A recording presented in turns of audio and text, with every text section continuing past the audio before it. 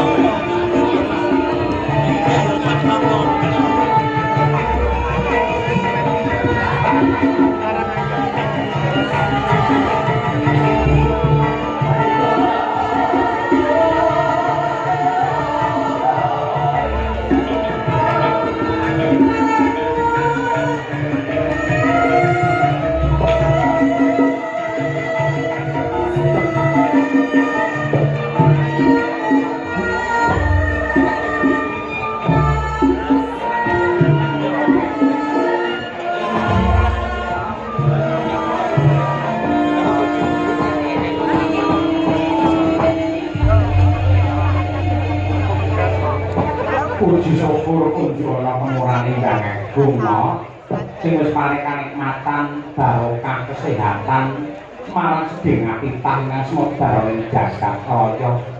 Iya Pak iya. Niki kari palungguhan iki saged jumlah aku dadi cange kowe dadi limbuk wayangan nggone piyayi sing kagungan kersa istimewa kaya ngene iki lagi Sukarno ning laladan nyumput Purwosari babatan Ponorogo.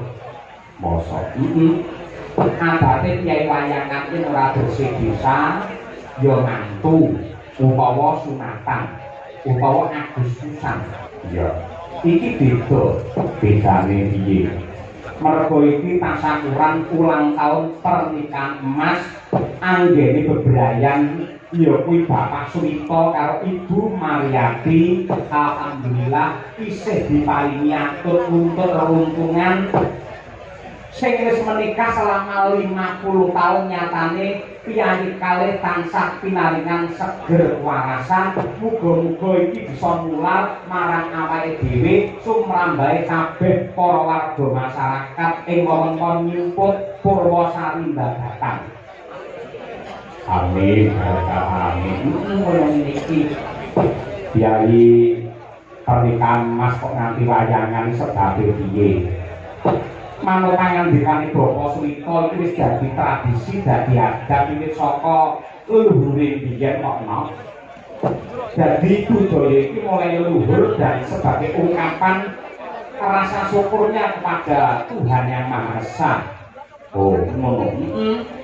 Mbok kuwi ulang tahun pernikahan perak utawa emas sak garpu nalar sak kabare lampah ora kudu wayangan. Yen pancen ora cukup nggo wayangan ya sing baku syukuran ngono wae. Nek parandene gandeng Pak Suwita ki piyayi sing maniak neng wayang. Ya main dik neng wayang. Saben-saben awake dhewe sowan ana laladan Madiun laladan Ponorogo panjenengane waton lunggar tur sarirane pinaringan sehat mesti nusul. Lah panjenengan iki kelingan nalika aku jane gawe lucon nek kok dadi kanyatan. Lucon piye? Alhamdulillah sowan ning laladan Ponorogo. Ya Allah sing wonten pirang-pirang sing nanggap arang-arang. Kuwi kata-kataku lak ngono kuwi. Panjenengane keduga mosok aku ning ndi nonton dalan kaya tadi tok sok yen ulang tahun pernikahan Mas aku duwe rezeki arepe ngundang jarang tahlilan madakarane kabeh. Oh kaya ngono kuwi Pak Suwita. Lah kok didepek nang sawah wayangane. Lah nek dalan kono yo terlalu coba, ora masalah kok, Nduk. Pedaye apa? Gunane apa? Piyayi sugih duwe pangkat latare jembar ning yen duwe gawe wayangan. Duwe becik prasaja kaya pepundhenmu Pak Suwita, nadyan ora duwe latar, dalane ya cepet. Ning gandeng duwe niat, duwe tekad, tetep wayangan ngibur warga masyarakat Purwosari. Tepuk tangan untuk Pak Suwita. Kira tenan tetep sejadani. Dasare iki ora diakon ning tengah sawah iki ya sawah iki. Ngomong sapa? Di sawah iki. Iki mau dituku paling tok 1.200. Ya mungkin iwane malah dileping. Akhirnya kudu garing terus nyembung nek ora apa-apa. Ora apa-apa. Tur yo kene iki lho sing apik lho, manunggale antarané seniman karo warga masyarakat. Iya. Sawangan panggunge gamelan kuwi lak rata nganti tekan dalan. Iya, dadi ora nutupi sing mirsani ora banyak. Lenggah pinarak ngono wis cetha. Iya. Saya wis ditata karo para-para sing lenggah lore gamelan lore panggung iki rata-rata istimewa ya kuwi sing lenggah para mak-mak utawa ibu-ibu. Wis dikuasai mak-mak. Wis kek bar mabur mau ditengeri ana. Nganti ana wong lanang nunggu ning kono didoni kok. Oh iya. Kaya ngono kuwi lah. Sing jenenge wayang iki tak kira malah saya berkembang saya becik sing adate biyen wayang mung dipirsani karo Kyai Kakung tur sepuh. Ning di tahun-tahun ini sangat luar biasa karena yang nonton wayang sing mirsani wayang ora mung para sepuh tok, klebu para anak-anak kula generasi muda, wabil khusus emak-emak kepareng mirsani wayang. Rame laturane wayang iki gumantung emak-emak. Aku iki paling seneng wayang lampur emak-emak lingguh cedhek karo panggung. Sebabe guyune lak banter to. Lek guyu banter iki ngimbuhi semangate seniman. Oh, ngono kuwi matur nuwun mak-mak mugi tansah pinaringan sehat walafiat urang rezeki. Lan ugi putra-putranipun dados larehan saleh-salehah. Amin ya rabbal alamin. Cuakake lan gunane mugi menanggap. Apa nanggap ora ngono. Nah lho. Bapak Suwita karo Ibu Mariati kagungan putra sing cacahe 4 sekawan. Ing sepisan ya kuwi Mas Bagus Setiawan.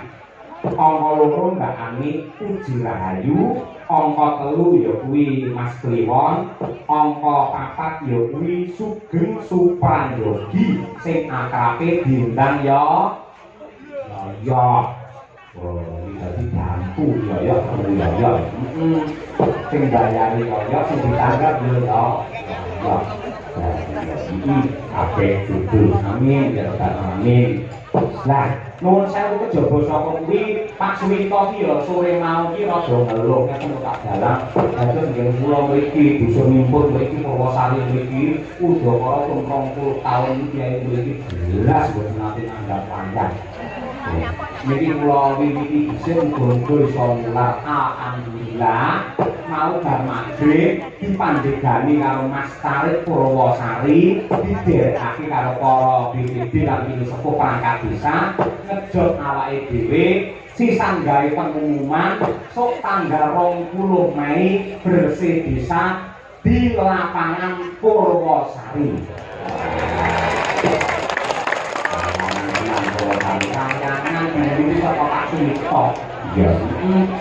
Iya Pak Wito mau meneri Pak Dalang nanti dadi tenang kene karo Pak Lurah layanan di lapangan nuwun sewu bare lantarane kula mangke raketang sewu kula mangkaringi. Iya kata-kata dhewe wae. Aku mau juga sono, juga ya. Lah iki saline wong tuwa kaya Pak Wito karo Bu Mariati aja dadi bojo bisa dadi jodoh. Ora dadi bojo dadi yo jodoh yen bojo iki ditambahi akhire jalan. Ya bojoan. Yen jodoh wae temenan becik ngerti kok bedane bojo karo jodoh. Ngertos mak ngertos dengan api paring dawuh. Bedane bojo karo jodoh, bojo karo jodoh menika menggawe ketang benten. Menawi bojo menika namung kabantar wonten lahir, wujudipun kasripat. Tegesipun namung winatesan ing keluargakan mila yang pados bojo menika langkung gampil awit syarat-syaratipun winatesan namung tata lahir. Lanang wadon gelem karo gelem, seneng karo marem, kene butuh sing ana butuh, sing lanang karep sing wedok moyang. Niku wis dadi bojo. Terus bila saking menika tiyang bebujuan ingkang namung adhedhasar peningal wadah lan siwurung hargane hawa nafsu menika adaanipun boten lestari. Tegesipun bubar pengandalan mergo tangging katresnan namung kaiket pundak kumpul dene kepinginan lahir ingkang sari owah diusir. Kuwi bojo nggih, yen jodoh menika dunungipun mapan wonten ing datos ingkang tulus, ati ingkang resik pinuntut dening roh suci. Mila saking menika rehne manungsa boten wonten ingkang sampurna pramila bab jodoh kaliyan bojo menika Gusti ingkang nyipta jagat ingkang renang mentokaken betasan dipun aling-alingi gunung pitu segara pitu yen kira sampun timudhat dados jodoh pinuku sarana ngaku boten dadi kirang margi maku. Dadi wong dadi bojo ning jodoh kaya Pak Suwito kuwi ya nggih ingkang sae kados mekaten. Mula didongake dipijekke rugi-rugi keluarga Bapak Suwito, Ibu Mariati, putra wayanipun sedaya. Wiwit ing ratri menika ngantos pungkasaning jaman tansah manjihayu lan rahayu durung tindak kala sirna mbono basuki tansah pinaringan sehat lahir batin, pinaringan panjang yuswa rezeki ingkang melimpah ruah kebak ing barokah, pinaringan tentrem lahir batin keselamatan donya tekan akhir. Allahumma Hasbunallah wa ni'mal wakil.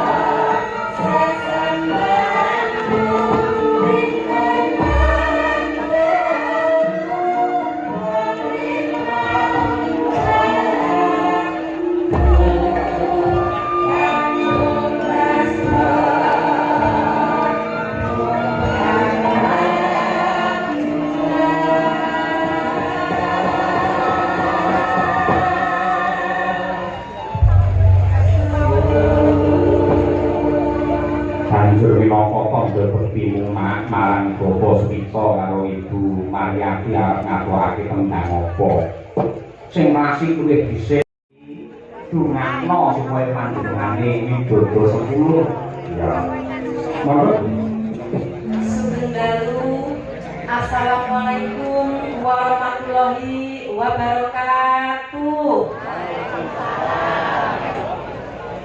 Saestu dalu menika kula remen sanget lan trenyuh ningali kawontenan keluarga besar Bapak Swito kaliyan Ibu Maryati ingkang dalika usia pernikahan ingkang ping 50 tahun. Ulang tahun pernikahan Mas. Muga-muga ulang tahun pernikahan Mas iki iso musin nang awake dhewe ya, Pak. Muga-muga awake dhewe iso nganti 50 tahun kaya Bu Maryati ngono lho, Pak. Insyaallah. Lagi ngerti lho sik lakone piye. Luwune pancen ngono iki ora rawani ada iki streaming kok. Yang nanti didatani kok buka singgil karo Pak Samyo kok ngono romantis. Gak iso akhir iki nanti ora ngerti ya piye. Ya amin, amin, amin, ya amin. Pramila dalu menika kula ngaturaken tembangipun apa? Sarung jatuh. Bawane apa mboten? Yo komplek sak bawane pisan kuwi. Bawanipun Monggo saged dandan yo kanjeng saged utawi asmara ndono nderek kaliyan dikesi kula niku manut kalih panjenengan mergo kula pun kondang dalang sing paling wedi karo bojo kula iki. Ya. Bapak kedangaken Pak Dalang. Ya. Wong tanggal yang lanang mboten manut kalih bojo niku bahaya. Usilanan kedangaken kalih bojo itu. Nek ora mboten iso-iso mungkin iso ngono nggih. Wong lanang yo di akhire yo aneh-aneh ngono iku. Nah, kula niku nggih saestu lho. Ibu Maryati menika saged menguasai bapakipun. Menguasai. Kula tembani sarung jagung. Apa kok ngangge sarung? Nuwun sewu sarung itu adalah simbol kejujuran. Jaba jero padha. Saiki iklan iki. Nuwun sewu. Iklan kopi kapal api kae ngapusi. Jare kapal api dibuka ora nek kapale. Ora ngono Sapi garuda kae. Bare dibuka kae bak nyamuk jero ora nek rodane. Sing jujur iki ya kuwi sarung. Tak gajah duduk. Buktine sarung dibuka enek taline, ya. Wes, saya buka. Ini pemanasan Pak Gareng.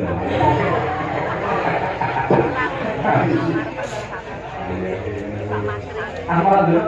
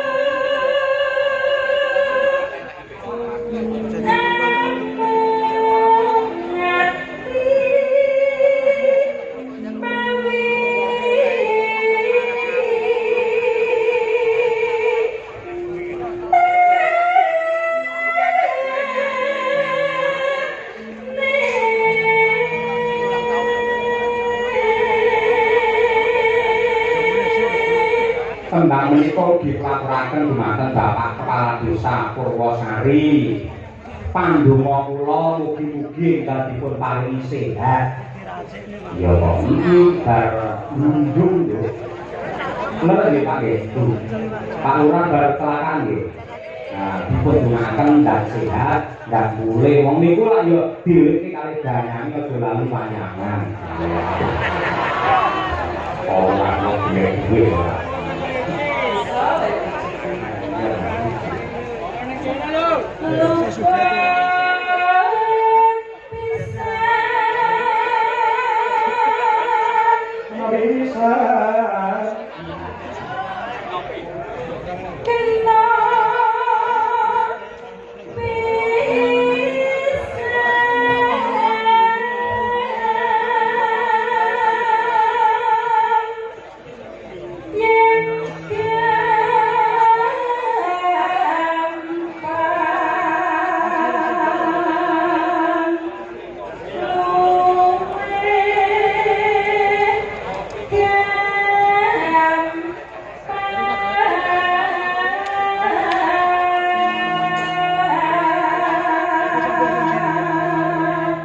ugi kula aturaken minangka tandha sungkem pangabekti kula dumateng para kyai nyai pengasuh pondok pesantren Laladan Ponorogo badhe khusus ing pondok Panisanga Ngabar. Ya, sing winginane Kyai Ihsan diderekake karo Kyai Jainul tindak ning Jaten Karanganyar.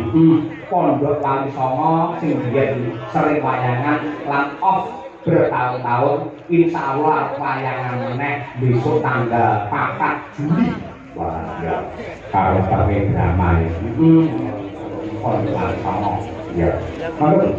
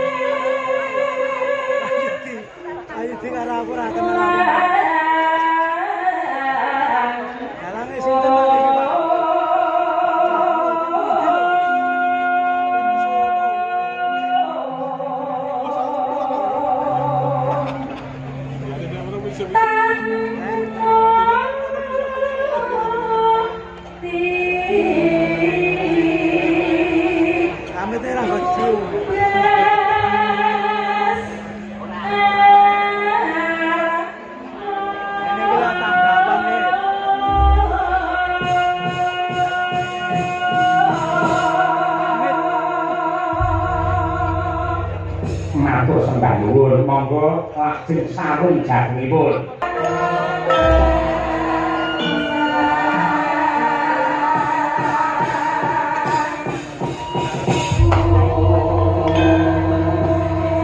Matur sembah nuwun wilujeng kala wis katur tembang klasik sarung jagung karya sang maestro Kinarto Sabdo dening Ibu Sukesi dan kawan-kawan. Ya.